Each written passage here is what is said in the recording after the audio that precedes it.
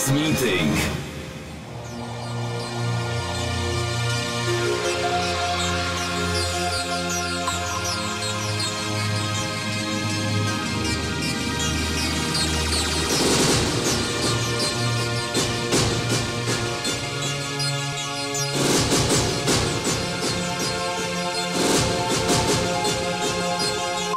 Vítejte na Relaxu, zde na ATC Konopáči, kde proběhlo 5. kolo a finále Tuning ligy, které pro vás pořádá Hard Driver Tuning Team. Letos jste nás Tuning ligou mohli potkat v Olomouci na Tuning Meetingu na Relaxu v Pardubicích, na Tuning Party v Oršanech, poté v Libině a nakonec tady na Relaxu v Konopáči. My, pořadatelé Tuning ligy, děkujeme všem soutěžícím, kteří si během sezóny přijeli zasoutěžit nebo se podívat na některé kolo. Těšíme se na vás v příštím roce, který se pro vás budeme snažit udělat ještě pestřejší, lepší a zajímavější. No a pokud chcete určitě zůstat v obraze, tak byste měli koukat na naše stránky www.tuningliga.cz, kde se dozvíte vždycky všechny aktuální informace o dění v Tuning lize.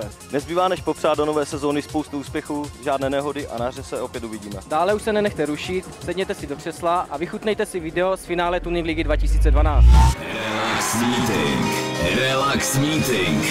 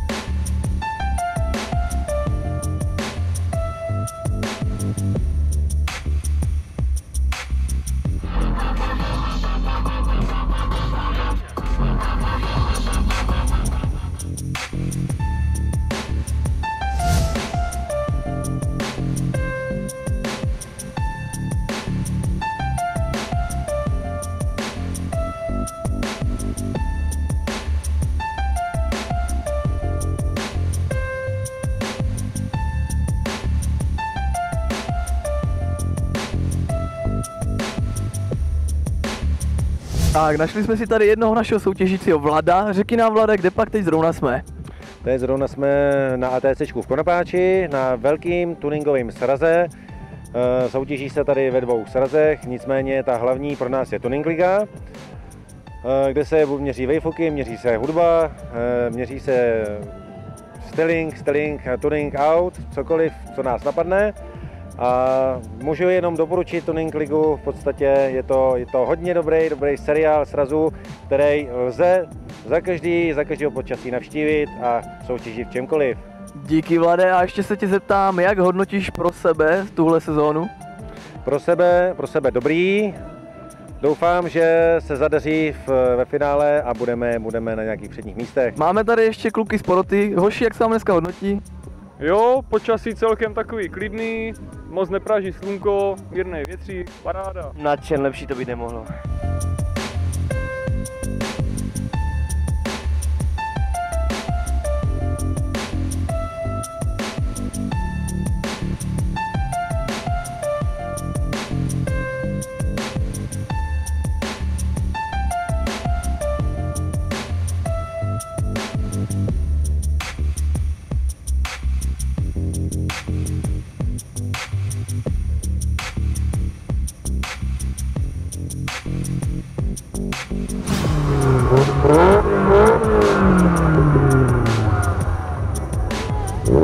Tak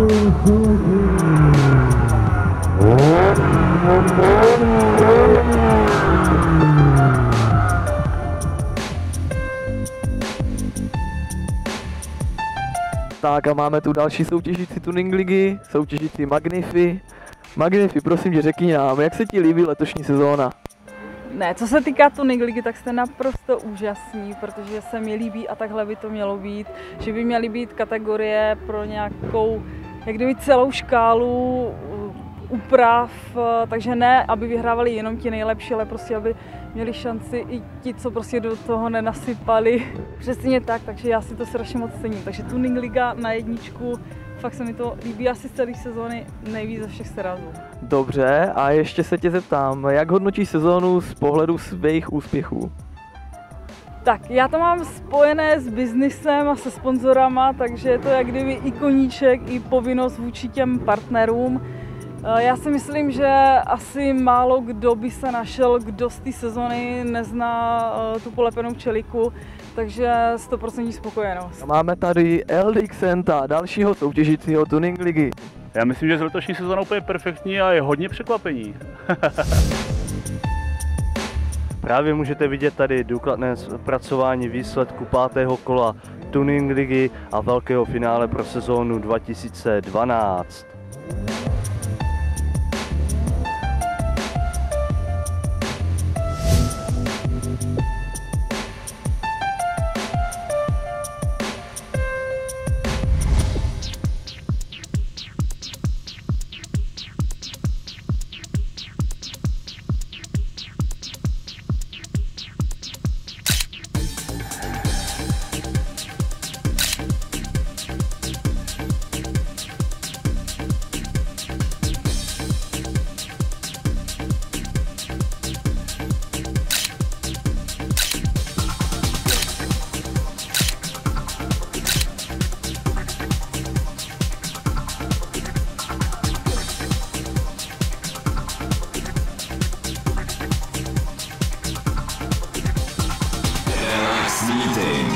Relax Meeting.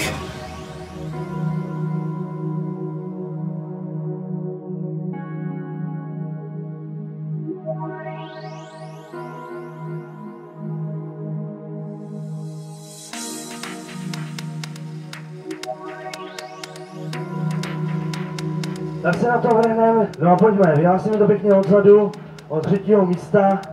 Tam se nám na Relax Neon Cupu umístil Josef Voříšek. Na 2. místě v Relax Neon Cupu se nám umístil David Kučírek. V Relax Neon Cupu Petr Chladima. Jdeme teda na tuning ligu. Pojďme na ten bezvýfuk, vezmeme to asi pěkně odzadu. Lukáš Klaper. No a na 2. místě máme zastoupení něžného pohlaví s japonským vozem. Už ví, tak jeho 2. místo Magnifi bez výfuku Toyota Celica. Honda Civic pro Zeldu, 1. místo bez výfuku. Jdeme na kategorii Best Audio. Stanislav Radoň s Hondou Civic. Vozem Mazda umístil Vlad Potles pro Vlada. 2. místo s německým vozem Volkswagen Passat si umístil Michael. 1. místo bez audiu. Jdeme na kategorii Extreme Racket. Ten, co mu lítají ojnice. 3. místo Extreme Racket pro Zeldu. 2. místo Extreme Racket je pro Eržu se Seatem Tomado. 1. místo Extreme Racket, velký potles pro Vlada. Pojďme na Club Cup. Na 3. místě v Club Cupu Tuning Team Havířov. 2. místo v Club Cupu na 5. kole Tuning ligy Punto Tuning Fans. 1. místo Steel Cars. Začneme odzadu 2. ligou. 3. místem, holky už mi napovídají. Na 3. místě v lize se nám umístil se Seatem Ibiza Landinek s německým vozem Volkswagen Passat Michael. 1. místo v 2. lize Martin Volkswagen Passat. Jdeme na kategorii vyšší. 1. ligu na 3. místě umístil s italským vozem Fiat Punto. Navrc, druhé místo první lize, obsadil se Seatem Ibiza Petr Šebesta. S vozem Mazda Potles Provlada za první místo první lize. No jdeme na tu kategorii nejvyšší její Extraliga. S francouzským vozem Peugeot 207 Sobol. Druhé místo ve extralize Lukáš se Škodou Fabia PM Wings z BMW E30. Jelikož je to finále letošního roku, tak i v Ladies Scene máme 3 poháry.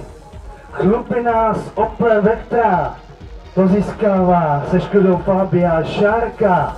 Druhé místo, první místo v Ladies Scene získává s touto čelikou Magnifi. Club Cup.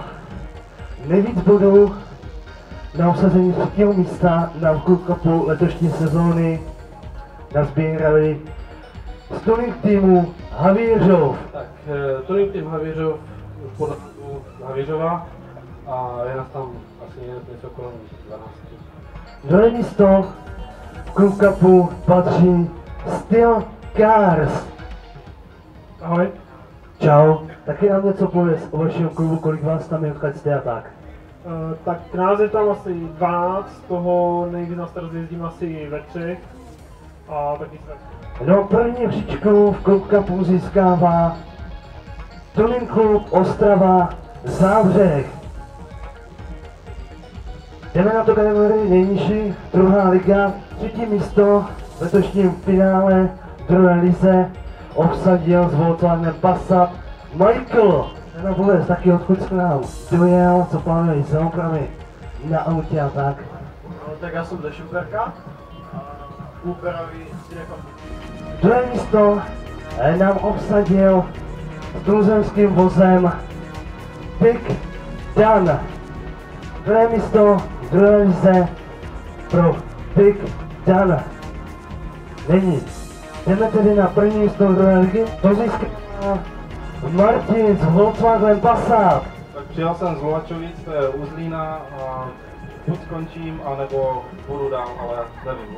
Jdeme na první ligu o kategorii výše. Tam nám 3. místo obsadil se Seatem Ibiza Šebesta. Odkud dojel? Byl jsem z Olomouce. Byl. Nechceš odkud? Pořád z Olomouce. To je zajímavé zjištění, člověče. Je, no. Jdeme na první místo první ligy. To získává v letošním roce s Fiatem Punto Navrec. Tak čau teda, jsem z Přerova, to není zase tak daleko. Plány prozradím, mám už dlouho naplánovaný motor a skládám ho doma, takže ten půjde určitě do auta a jinak detaily dodělat. A máme tu nejvyšší z nejvyšších. V letošním finále 2012 nejvyšší kategorii Extralize se nám na 3. místě umístil se Škodou Fabia Lukáš.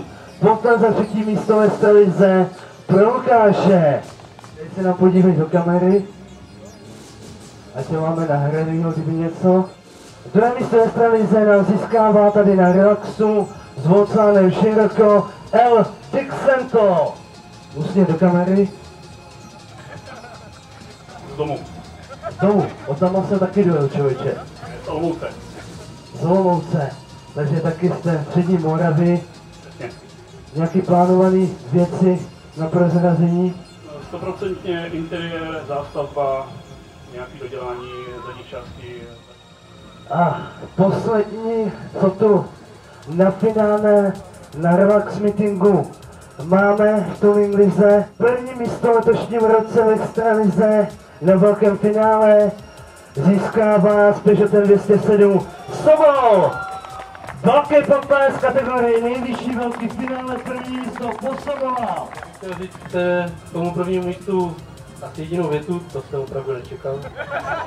Ale chtěl bych vám hlavně poděkovat vlastně všem zástupcům Tuning ligy za uspořádání této skvělé soutěže, že prostě se tady tohoto zhostili a dali možnost lidem soutěžit nejenom s vozy těmi nejvyššími, ale i těmi, kteří prostě jezdí běžně a prostě ocenili je podle toho, jak si každý zaslouží. Ještě jednou potlesk za první místo ve extralize ve velkém finále.